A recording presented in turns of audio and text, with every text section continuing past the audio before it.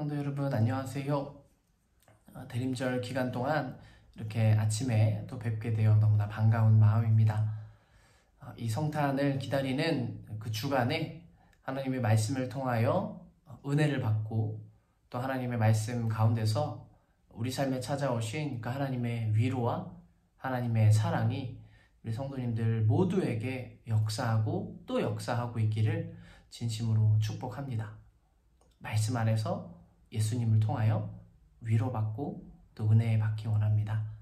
이 시간 함께 사도신경으로 신앙 고백 드리시겠습니다. 나는 전능하신 아버지 하나님 천지의 창조주를 믿습니다. 나는 그의 유일하신 우리 아들 우리 주 예수 그리스도를 믿습니다. 그는 성령으로 잉태되어 동정녀 마리아에게서 나시고 본디오 빌라도에게 고난을 받아 십자가에 못 박혀 죽으시고 장사된 지 사흘 만에 죽은 자 가운데서 다시 살아나셨으며 하늘에 오르시어 전능하신 아버지 하나님 우편에 앉아 계시다가 거기로부터 살아있는 자와 죽은 자를 심판하러 오십니다. 나는 성령을 믿으며 거룩한 공교회와 성도의 교제와 죄를 용서받는 것과 몸의 부활과 영생을 믿습니다. 아멘. 이 시간 함께 찬송가 105장 오랫동안 기다리던 찬양 드리시도록 하겠습니다. 찬송가 105장 통합 찬송가 역시 105장입니다. 1절과 2절 찬양하고 말씀 보겠습니다.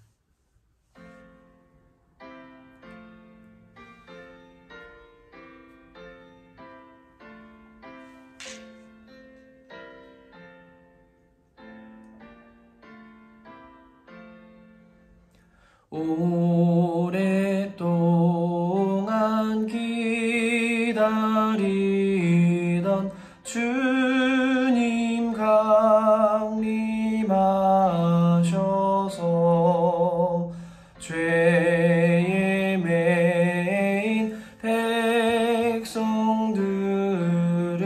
자유 얻게 하시네. 주는 우리 소망이요 힘과 위로 되시니 오래 기다리던 백성 많은 복을 받겠네. 모든 백성 구하려고 임금으로 오시니 영원토록 우리들을 친히 다스리시네. 죄로 상한 우리 마음 은혜로써 고치고 주의 빛난 보좌 앞에 이르도록 하소서. 아멘.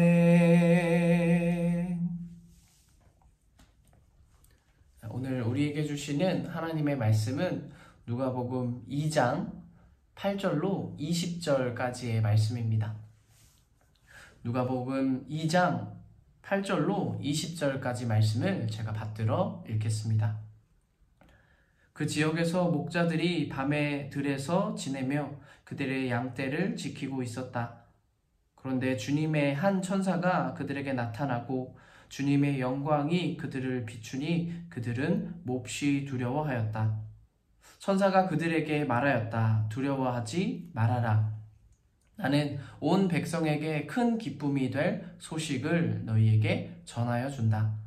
오늘 다윗의 동네에서 너희에게 구주가 나셨으니 그는 곧 그리스도 주님이시다. 너희는 한 갓난아기가 포대기에 쌓여 구유에 뉘어 있는 것을 볼 터인데 이것이 너희에게 주는 표징이다. 갑자기 그 천사와 더불어 많은 하늘 군대가 나타나서 하나님을 찬양하여 말하였다. 더없이 높은 곳에서는 하나님께 영광이요 땅에서는 주님께서 좋아하시는 사람들에게 평화로다. 천사들이 목자들에게서 떠나 하늘로 올라간 뒤에 목자들이 서로 말하였다. 베들레헴으로 가서 주님께서 우리에게 알려주신 바 일어난 그 일을 봅시다. 그리고 그들은 급히 달려가서 마리아와 요셉과 구유에 누워있는 아기를 찾아냈다. 그들은 이것을 보고 나서 이 아기에 관하여 자기들이 들은 말을 사람들에게 알려주었다. 이것을 들은 사람들은 모두 목자들이 그들에게 전하여 준 말을 이상히 여겼다. 마리아는 이 모든 말을 고이 간직하고 마음속에 곰곰이 되새겼다. 목자들은 자기들이 듣고 본 모든 일을 자기들에게 일러주신 그대로임을 알고 돌아가면서 하나님께 영광을 돌리며 그를 찬미하였다. 아멘. 오늘 본문은 목자들에게 전하여진 복음을 보여주고 있습니다. 그리고 또한 이 복음은 목자들에게 전하여졌을 뿐만 아니라 목자들을 통해서도 세상에 전해지기도 했습니다. 먼저 목자들에게 복음이 전하여졌다라는 말은 말 그대로 이 소식이, 기쁜 소식이 이 사람들에게 가장 빨리, 가장 먼저 전하여졌다는 것인데요. 오늘날 성도들에게는 이 내용이 다소 당연하게 느껴질 수 있습니다. 어느 사람에게나 그리고 어느 때에나 복음이 전해져야 하듯 목자들에게도 하나님의 복음이 전하여졌구나, 그렇게 생각할 수 있는데요. 그러나 예수님 시대에는 이것이 좀 다르게 느껴졌던 것 같습니다.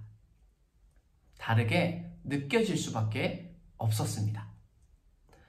다른 누구도 아닌 대제사장이나 왕족들이나 사내들인 공회가 아니라 목자들에게 구주의 나심이 전해졌다?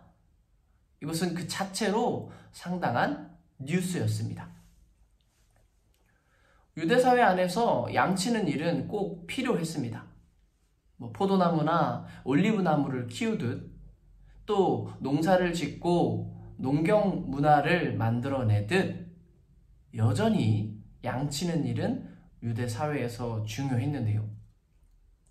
또한 양은 이 번제물로도 쓰였기 때문에 더없이 이 유대사회에 필요한 사업이었습니다. 이렇듯 그 사회 안에서 양치는 일은 꼭 필요했고 누군가는 반드시 양을 치고 있어야 했는데요. 그러나 아이러니한 것은 정작 그 일을 하는 사람들만큼은 천대를 받았습니다. 꼭 필요한 일인데 누군가는 꼭 해야 하는데 그 일을 하는 사람들은 또 그 사회가 천대하고 조금은 멀리 했다라는 것입니다. 자, 그러면 왜 이런 모순이 들어있었을까요? 먼저 이 양치는 목자의 일이 아주 고되었기 때문입니다. 흔히 말하듯 더울 때 덥게 일하며 추울 때 춥게 일하는 직종이 이 목자의 일이었습니다. 낮에는 양들을 먹일 풀을 찾고 물을 찾느라 고생했다면 또 밤에는 양들을 물어갈 수 있는 야생 짐승들을 경계하느라 밤낮 없이 고생해야 했습니다. 또 한 번 마을 밖으로 나가면 최대 1년까지도 노숙 생활을 해야 했습니다. 일주일이나 한 달의 노숙 생활도 쉽지 않았을 텐데요. 목자라는 직업은 최대 1년까지도 야지 생활을 해야 했던 것입니다. 그리고 당연히 그 말은 무엇과 연결될까요? 율법을 온전히 지킬 수 없다는 말과 연결됩니다. 안식일을 거룩히 지킨다는 것, 안식일을 기억하여 아무것도 하지 않고 하나님 앞에 선다는 것, 목자들에게는 좀 직업적으로 어려운 것이 있었습니다. 율법의 정신과 율법이 요구하는 삶의 생활, 몸을 깨끗이 하는 정결 예법과는 거리가 먼 생활로 들어간다는 것이 목자의 삶이었습니다. 때문에 랍비주의 성향이 짙은 유대 사회에서 랍비주의 성향이 뭘까요? 율법을 잘 지키는 것, 안식일을 잘 지키는 것, 하나님 앞에 더러움을 묻히지 않는 생활, 이것이 이제 랍비주의인데요. 정말로 이렇게 살아가는 것이 중요한 사회에서 양을 친다, 양들과 함께 자고 일어선다, 사람들이 보기에 목자의 직업은 꼭 필요한데 영 생활은 마음에 들지 않는, 우리가 가까이 하고 싶지 않은 그런 천대를 받았던 직업입니다. 근데 오늘 성경이 보니까 유대 사회가 조금은 소외시키고 유대 사회의 종교 지도자들도 저렇게 살면 안 되는데 쯧쯧거리는 그 사람들에 대해서 복음이 전하여진 것을 볼 수가 있습니다. 복음, 곧 구주의 나심이 전하여졌을 뿐만 아니라 이 목자들에게 가장 먼저 전하여졌는데요. 이것은 곧 하나님의 사랑이 어디로 또 누구에게로 향하고 있는지 그것을 잘 보여줍니다. 하나님의 사랑은 이 땅의 낮은 자들, 천하다고 여김받는 사람들, 또 배척을 받는 사람들에게도 똑같이 부어지고 있습니다. 하나님은 이 랍비주의 그리고 율법의 세계를 잘 지키는 사람들만 자기 백성으로 부르시지 않으셨습니다. 오히려 세리들, 경제적으로 빈곤에 놓여있는 가난한 자들, 정결과는 거리가 먼 환자들이나 사마리아인들, 여인과 또 목자들까지도 똑같이 사랑하시며 더욱 긍휼히 여기신다는 것을 보여주십니다. 더여 하나님은 내가 너희를 똑같이 사랑하노라, 내가 너희들까지도 내 백성이 되기를 원하노라, 그렇게 나타내실 뿐만 아니라 이 사람들을 통해서 복음이 전하여지도록 하셨습니다. 목자들에게 전하여진 복음이 또 그 목자들을 통해서 세상에 복음이 전해지도록 하셨다는 말입니다. 어린이 찬양 중에도 그런 곡이 많이 있고요. 또 일반 CCM에도 그런 찬양이 있는데요. 낮은 자들의 하나님, 낮은 자의 하나님, 낮은 자를 불러서 하나님의 그 높은 일에 쓰시는 하나님. 이번에도 이 본문에 보니까 하나님께서는 낮은 자들의 하나님이 되셨습니다. 그리고 그 낮은 자들을 통하여 심부름꾼 삼으시고 이 심부름꾼으로 하여금 세상에 가장 필요한 소식, 구원의 소식을 전하게 하셨습니다. 분명 목자들은 들에 있었는데요. 그렇다면 이제 여기서 드는 첫 번째 질문이 있습니다. 들에 있던 목자들이 구주의 나심을 들었고 이제 그것을 가서 확인해 보라는 천사의 말도 들었는데 목자들은 어떻게 한 번에 베들레헴으로 들어가고 또 한 번에 예수님께서 누워 계시는 이 마구간으로 찾아갈 수 있었을까요? 본문에 보면 많이 헤맸다, 어디로 가야 할지 길을 몰랐다, 이런 내용 없이 그들이 급히 달려가 베들레헴으로 들어가고 마구간, 곧 예수님이 누워 계신 곳까지 찾아 들어갔다, 그렇게 쓰고 있습니다. 자, 어떤 사람들은 바로 이 목자들이 아마도 믹달 에델의 목자였을 것이다. 이 사람들이 믹달 에델에 있었던 것으로 보인다, 그렇게 말합니다.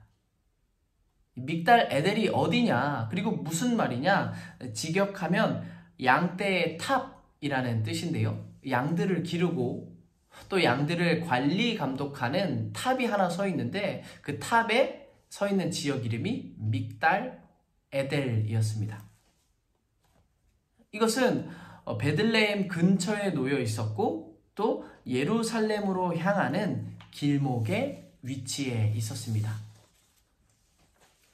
그러니 베들레헴 근처였기 때문에 바로 그 동네로 들어갈 수 있었고 목자들은 한밤중에 양을 잘 보호하고 있다가 구주의 나심의 소식을 듣고는 베들레헴으로 들어간 것입니다. 목자들은 천사의 고지를 따라 베들레헴에 들어가서 구주를 찾아 나섰겠죠. 당시에 베들레헴은 아주 작은 수준의 마을이었습니다. 때문에 그 가옥의 숫자도 그리 많지 않았을 것으로 여겨지는데요. 당시가 인구조사를 위해 사람들이 많이 몰렸다고 치더라도 마구간에서 정말 최근에 막 아이를 낳았다라고 하는 부부의 소식은 이 목자들 안에 금방 얘기가 퍼졌을 것입니다.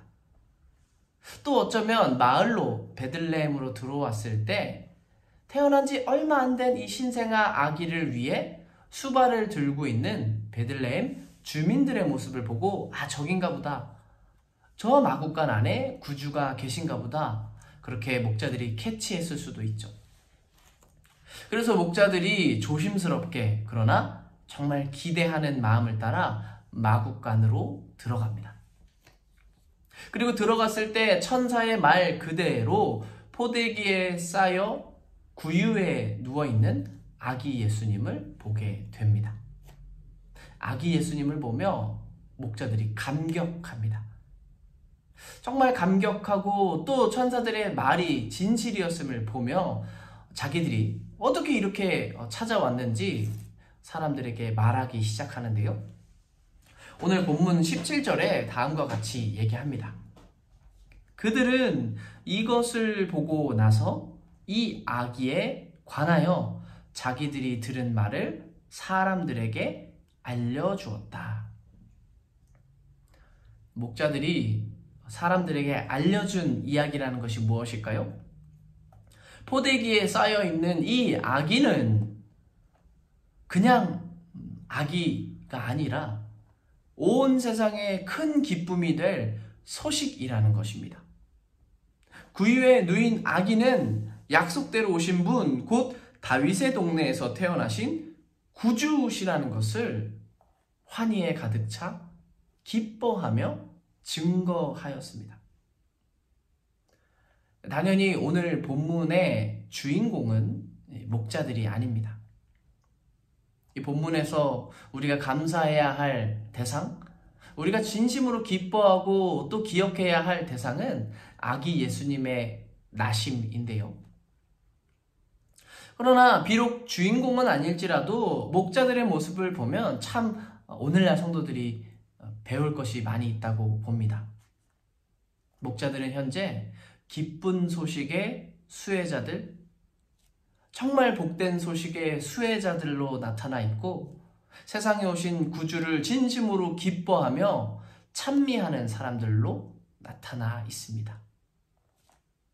그리고 하나님 나라에서 그리고 이 세상에서 주연은 아닐지라도 멋진 조연을 맡고 있는 것을 볼 수 있는데요. 그것이 무엇일까요? 어떤 조연을 맡았느냐? 바로 자신들이 듣고 보게 된 것을 지금 말하는 역할을 하고 있습니다. 정말 천사의 말대로 우리가 와서 봤더니 누워있는 아기를 보았습니다. 그리고 그 아기는 구주입니다. 그 아기는 우리들의 구원, 우리들의 나라, 우리들의 그 마음 가운데 정말 하나님의 위로와 하나님 나라를 줄 구주입니다. 기뻐하고 기쁨을 회복하고 또 그 소식을 막 말하고 있습니다. 하나님은 세상이 보기에 미천한 사람들로 천금보다 귀한 소식을 전하게 하셨습니다. 미천한 사람들로 어떻게 보면 언제까지 이 고생을 하며 살아야 하나 우울해질 수 있는 사람들로 하여금 그 기쁨의 근원 곧 구주를 보여주시고 기쁨을 회복하게 하시고 이 기쁨의 근원이 되는 구주를 세상에 전하게 하셨는데요. 구주가 나셨다고 하는 이 기가 막힌 소식을 세상의 높은 자들, 지혜로운 자들을 통하여 하지 않으시고 지극히 작은 자들을 통하여 전하여지게 하셨습니다. 목자들과 같이 하나님의 은혜 그리고 하나님의 선물을 받은 사람들이 꼭 해야 하는 것이 있는데요. 바로 우리들이 듣게 된 것, 우리들이 알게 된 것, 성도들이 믿음으로 보게 된 것을 말하는 것입니다. 목자들이 말하고 증언하였던 것처럼 오늘날 성도들도 이 말해야 하는 역할, 말해야 하는 책임이 있는 줄로 믿습니다. 비유한다면 성도의 입술은 무엇을 위해 존재할까요? 하나님의 은혜와 하나님의 사랑이 세상에 부어지고 있다는 것을 말하기 위해 그 입은 존재합니다. 또한 성도의 귀는 무엇을 위해 존재할까요? 끊임없이 하나님의 말씀을 듣고 흔들릴 때마다 하나님의 말씀을 다시 들으며 구주의 소식을 또 듣기 위해 존재합니다. 성도의 눈은 무엇을 위해 존재할까요? 그 눈은 믿음으로 하나님을 보며 믿음 안에서 하나님께서 인도해 주시는 그 길을 보기 위해서 존재합니다. 목자들이 천사를 보고 갑자기 시작되는 천상의 예배 소리를 들으면서 우리가 빨리 베들레헴에 가서 정말 구주가 나셨는지 보자. 우리의 눈이 은혜를 보았고 우리의 귀가 천상의 예배를 들었고 그러니 우리의 입이 정말로 그 일이 있는지 봐서 세상에 구주가 나셨음을 전하자. 그렇게 눈과 귀와 입이 한 일에 쓰이지 않았습니까? 목자들이 은혜를 받은 것과 같이 우리 베를린 소망교회에 그리고 베를린과 이 온 땅의 그리스도인들도 은혜 받은 자로서 우리들의 입술이 말하는 데 쓰였으면 좋겠습니다. 구주가 세상에 나셨습니다. 내 인생 그리고 당신의 인생을 위로하고 내 인생 그리고 당신의 인생을 일으킬 구주가 이 땅에 오셨습니다. 우리 기뻐합시다. 우리 일어섭시다. 그렇게 말하는 복된 입술들이 모든 성도님들의 그리고 저의 입술이 되었으면 좋겠습니다. 오늘 본문을 결과적으로 두 가지로 정리할 수 있겠는데요. 그 두 가지를 살펴보고 이제 말씀을 마무리 짓겠습니다. 첫째로 하나님은 어떤 분이실까요? 그분은 세상이 낮고 천하다고 여기는 사람들로 하여금 하나님의 위로와 하나님의 변찮는 사랑이 있음을 보여주셨습니다. 분명히 이 목자들이 살다 간 시대에는 유대 민족주의가 아주 팽창하는 시대였습니다. 율법을 온전히 따르지 못하면 천직으로 여겨지고 더러운 또는 참 애매한 직업으로 여겨졌습니다. 랍비주의를 잘 따르기 어렵다 싶으면 그 사람들은 소외되기 일쑤였습니다. 그러나 하나님은 율법도 랍비주의도 제대로 실현하지 못한다 손 치더라도 여전히 그들을 사랑하신다는 것을 보여주셨습니다. 하나님의 성도들이 무엇을 잘하든지 아니면 무엇을 어설프게 하거나 전혀 어떤 일을 못하게 됐다 손 치더라도 하나님은 나의 행함 때문에 나를 사랑해 주시는 분이 아님을 잊지 않았으면 좋겠습니다. 하나님은 내가 뭘 더 많이 해서 나의 행함 때문에 나를 사랑해 주시는 분이 아닙니다. 하나님은 세상처럼 능력 위주로 또 성과를 따라 나를 사랑해 주시는 분이 아니라 하나님의 항상 같은 사랑으로 나를 사랑해 주시는 분이십니다. 우리 하나님의 사랑을 만끽하고 그 사랑 안에서 자녀로서 사랑받는 모든 성도님들 되시기를 바라고요. 두 번째로 또한 하나님은 그 사랑하신 사람들로 하여금 복음의 심부름꾼 삼으셨습니다. 말이 좋은 사람, 신분이 좋은 사람, 아주 넓은 집이 있거나 회당을 가지고 있어서 사람들을 많이 끌어모을 수 있는 그런 사람들을 일꾼 삼으신 것이 아닙니다. 우리의 생각과는 다르게, 우리의 전략과는 다르게 그저 하나님은 이 땅의 낮은 자들, 이번에는 목자들을 택하셨습니다. 어쩌면 정말 오랜 노숙 생활로 인해 얼굴은 꾀죄죄하고 이 몸에서는 사람 냄새인지 양 냄새인지 이 분간이 어려운 양이 냄새가 심하다고 하잖아요. 이게 사람에게서 나는 냄새가 맞나 싶을 정도로 짐승 냄새를 많이 풍길 그런 목자들을 통해서 복음의 기쁜 소식을 전하게 하셨습니다. 그리고 목자들은 자신들의 일을 아주 잘 해내었습니다. 가서 보라는 대로 보았고 또 그 표징을 본 그대로 증언하였습니다. 그래서 듣는 이마다 그 목자들이 말하는 것을 듣고는 이상히 여겼다 그렇게 쓰고 있는데요. 이 이상히 여겼다라는 말이 헬라어로는 사우마조인데 놀라워하다, 그 이야기를 듣고 경탄하다 이런 뜻도 있지만 또한 기이하게 생각하다라는 뜻도 있습니다.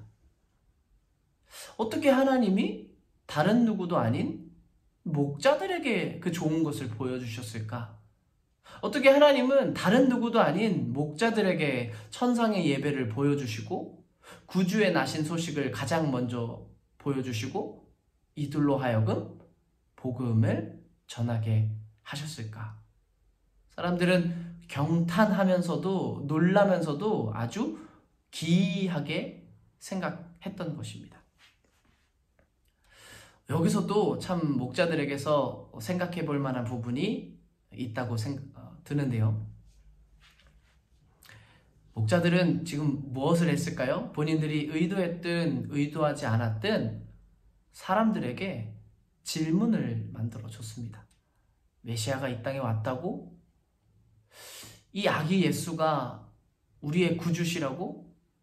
이 목자들이 천상의 예배를 보고 천사의 그 고지를 통해 여기까지 와서 정말로 이 분이, 이 아기 예수가 구주시라고? 사람들 사이에 이게 무슨 일일까?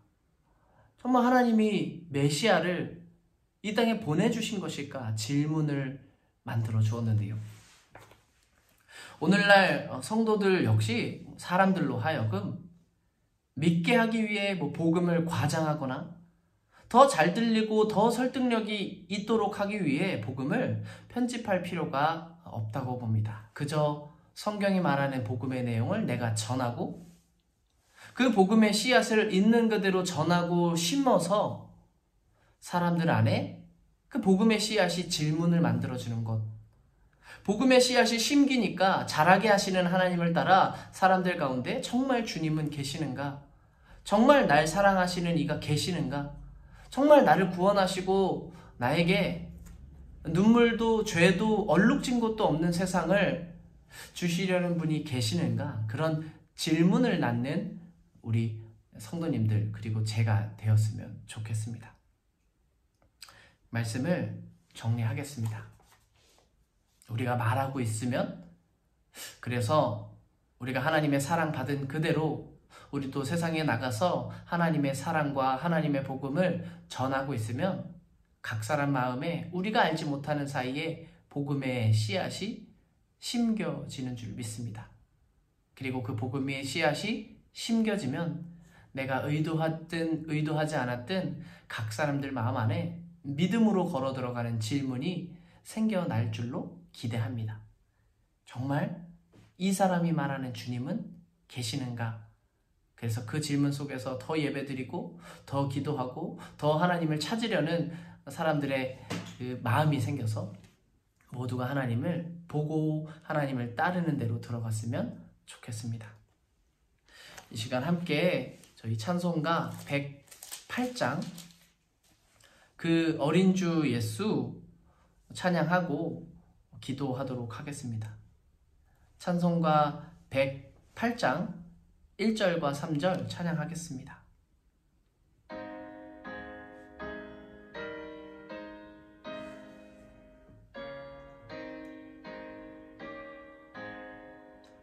그 어린 주 예수 늘 자리 없어 그 귀하신 몸이 구유에 있네.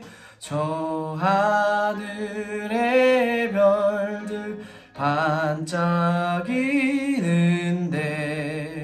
그 어린 주 예수 골 위에 자네. 주 예수 내 곁에 가까이 계셔. 그 한없는 사랑을 베푸시고 온 세상 악이들 다 품어주사 주 품에 안겨 살게 하소서.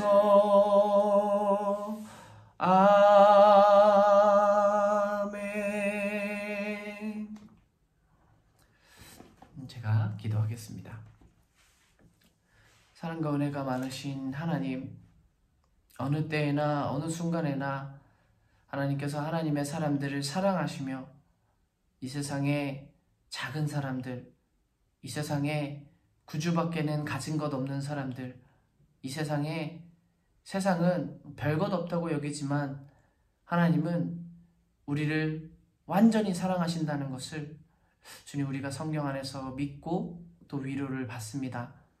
어려운 때에 하나님께서 소망 되시고 어수선한 때에 하나님께서 은혜가 되시며 참 낙심이 되는 순간순간마다 우리의 삶을 다 아시고 우리의 삶을 위하여 그리스도를 보내주신 그 하나님의 사랑을 우리가 잊지 않도록 주님 도와주시옵소서.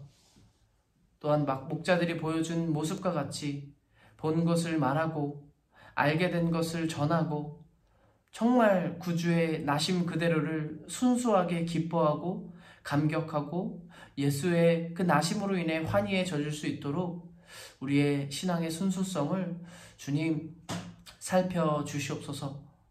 어느 때에나 그 복음이 온 세상을 살린다는 것을 잊지 않고 나의 생활과 우리 자녀들의 생활 그리고 우리 가정의 그 생활까지도 하나님께서 늘 보살피시고 위로하시고 인도하신다는 사실에서 우리가 주님만 붙들며 살아가게 하여 주시옵소서. 아기 예수님의 탄생의 소식에 우리가 정말로 기뻐하고 또한 감격합니다. 아기 예수님의 이 땅에 오심에 대하여 정말 진심으로 찬양하고 노래하고 감사하는 모든 성도님들 될 수 있도록 주님 도와주시옵소서. 모든 것 우리 주님 예수님의 이름으로 기도드립니다. 아멘. 주기도문으로 예배를 마치겠습니다. 하늘에 계신 우리 아버지, 아버지의 이름을 거룩하게 하시며 아버지의 나라가 오게 하시며 아버지의 뜻이 하늘에서와 같이 땅에서도 이루어지게 하소서. 오늘 우리에게 일용할 양식을 주시고 우리가 우리에게 잘못한 사람을 용서하여 준 것 같이 우리 죄를 용서하여 주시고 우리를 시험에 빠지지 않게 하시고 악에서 구하소서. 나라와 권능과 영광이 영원히 아버지의 것입니다. 아멘.